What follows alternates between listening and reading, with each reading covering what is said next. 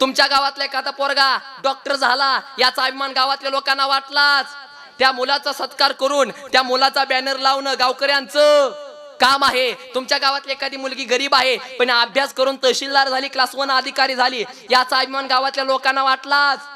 एखादा पोरानं लय अभ्यास केला पण तो कशातच भरती नाही झाला, पण शेवटी त्यानं आपल्या गावामध्ये भिडीचा गाडा चालू केला, निदान तो गाडा चालल असं मनामध्ये अपेक्षा ठेवणं आपलं.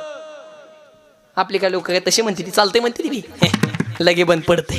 कशाला? अरे बाबा ऐका, फक्त एक काम करा, फक्त दुसऱ्याला मोठं म्हणायला शिका, दुसऱ्याला प्रोत्साहन द्यायला शिका. पण एक वाक्य सांगू का दादा, दुसऱ्याला मोठं म्हणायला, दुसऱ्याला मोठं स्थान द्यायला, दुसऱ्याला चांगलं बोलायला, दुसऱ्याला मोठं बोलायला, याच्या करता अगोदर स्वतःच काळीज हे मोठं असावं लागतं. हे गोष्ट लक्षात ठेवा.